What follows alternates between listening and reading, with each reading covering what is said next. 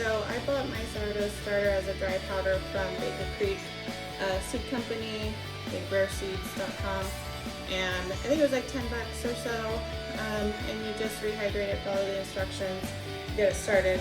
So I've had it going for a little while now, and my dear mother requested that I make a sourdough starter / discard recipe, explain kind of what it is.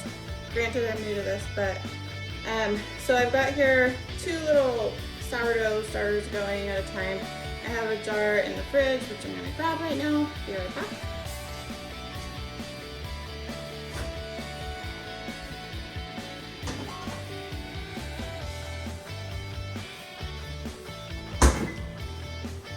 Okay, so you can see that this I keep in my fridge. This is my sourdough discard that I have right now. I use this in bagels and things like that, anything really. Basically, this is just a sourdough starter waiting to be reactivated. So all it takes is a few days and some more flour and water. So this is still valuable. So my flavors have been kind of developing still. So anyways, what you do, this is bread flour. I don't really need that right now, but I just have it out from something else I'm doing. So basically you just are gonna pour off some of your sourdough starter that you've got going before you feed it again. And I need some clean jars. These ones are looking a little rough, so I'll show you how I do that. I just get kind of a large enough jar. I used to just use this size, but recently I used the larger size, and I kind of like it because it seems to get a little more active in this big one. I'm not sure why. There's probably no scientific reason for it, but that's what I do. So here's my dirty counter I'm messing around with today. But I'll take my scale. This is an old scale I have. Zero it out. So I'm gonna take, I don't really do too much math when it comes to what I'm putting in the jar. The ratios I want to be kind of close. So I'm just gonna pour off what's left in this jar because I used some of it earlier. You could literally scrape this jar. Like say you forgot to feed it today and you wanted more starter and you realize it tomorrow, you could scrape what's left in that jar, throw it in another glass jar with some, or even this jar with some flour and water, and it would eventually be enough to restart it. So that's 130 grams, give or take. And I use that word a lot in my cooking. You'll know, you'll learn to know. So then I zero it out again. I'm just gonna do basic right now. So I take about 50 grams or so, 50, 75, whatever I feel like, of non-chlorinated water. That part I think is important because the chlorine is supposed to kill the active yeast, the active bacteria. That's why I'm using this. It seems to have worked so far. But you can also leave your water out overnight on the counter and the chlorine should be gone the next day. I'm really here. Granted, I hear a lot on the internet, but so far it seems to be true. I'm just going to pour in a little bit. Sorry if I talk too fast. Sorry, not sorry. I mean, that's what I do. So, Puerto Rican, where you at? So that's like 59 grams. No big deal. So I went over. I usually give it a little stir just to get the water mixed in here. You can see it's quite liquidy. That's what I mean about give or take. It's pretty liquidy right now. So there's no guarantee I'm not going to add a little extra flour. I'm going to take a little, this is just organic, all-purpose flour from Costco. So it's available to most of us. That's 21 grams, 49 grams, I'm gonna go 3, let's see what happens. 67, I'm gonna go 70. So what are we doing, 52 and 70? So there's no, there's not like a specific formula you have to do. You'll figure it out. The more you try, the more you figure it out. I'm just gonna stir this up. It's a little thicker. Just try and get the clumps knocked back a little bit. But this is going to eat up this flour. It's kind of fun to watch. see. You'll see. So I'm not too worried about lumps. I just try to get it all wet. My husband's outside allegedly making me a stick to stir my sourdough with so I don't have to keep using the back of my spoons. This is like weak fruit. We'll see. No pressure, Dave. No pressure. Right, people? Get off. Okay, so this is what makes my paper towel stick that I put on the top. So what I do at this point, I'm just going to wipe it off a little bit here. I go ahead and get just a paper towel and put it over the top like that. I don't want to get any gnats or any bugs in here or dust or dirt. I just take a ring from a canning jar and twist it on so the air is still able to get through. You can use a tea cloth or cheesecloth, I guess. So right now, it's kind of hard to see, but it's about right there. So this should double.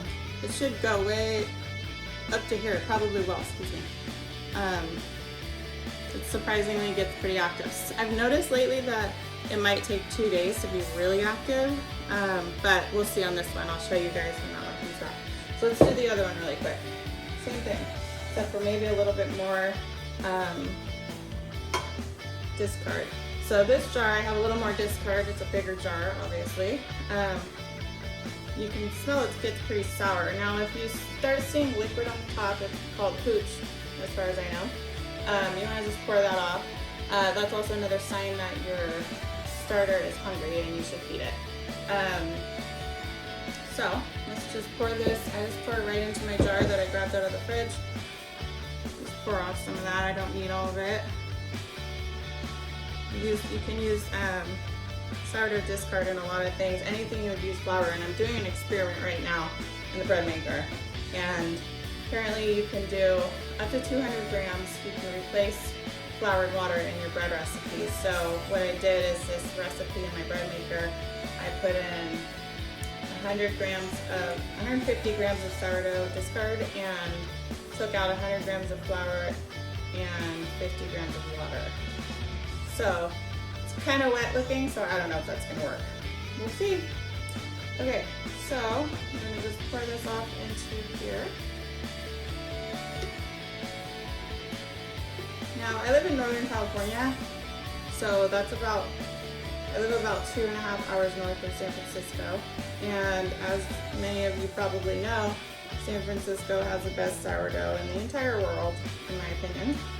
It's very sour, and I don't know the name of the bacteria off the top of my head, or yeast, wild yeast that's in the air, and I know we can make a lot of jokes about San Francisco's bacteria, but it's been around for a while, so I'm not too worried about it. But that's what supposedly makes it extra sour. So sometimes what I do is I take my jars, like I'll take this. Today's a rainy day, it's foggy, rainy, kind of gloomy. I'll stick it outside covered and just let it be outside for a little bit, collecting some of that wild yeast. I don't know if it does anything. It might not, but in my mind, it's getting extra sour and I like it. So, got our water.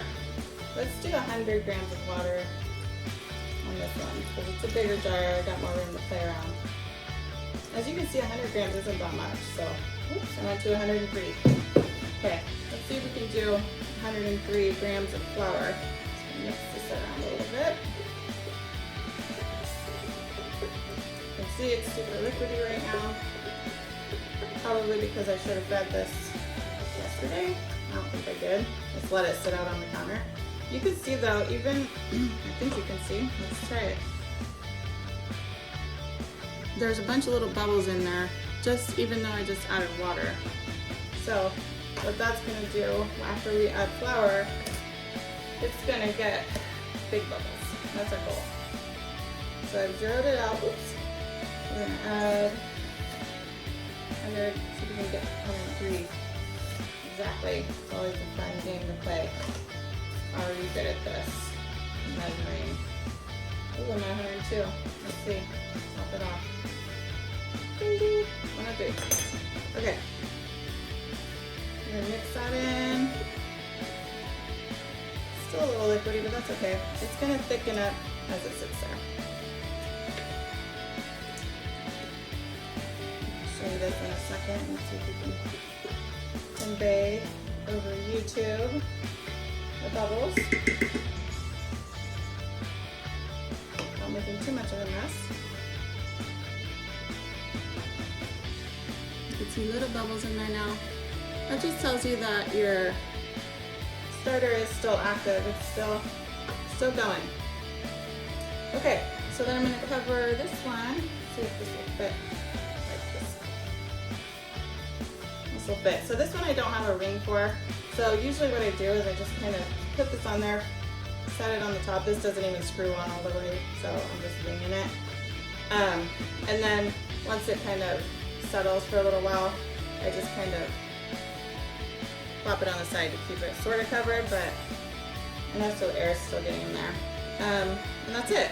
So if you watch it over the next few hours, it'll get more bubbly later on tonight, and I think you were supposed to wait about 8 hours before you use it, like if I wanted to bake bread. So that's kind of the hardest part about sourdough, in my opinion, is learning how to time when you're gonna bake it. But people do it, so it can be done. So we'll figure that out together, I'm sure, because I don't know what I'm doing, but I'm gonna try. I'll probably be making some more sourdough discard bagels today. You can check that video out on my channel. It's one of my only recent videos. And we will get started going through these recipes together and seeing what we can make. So I hope you all enjoy.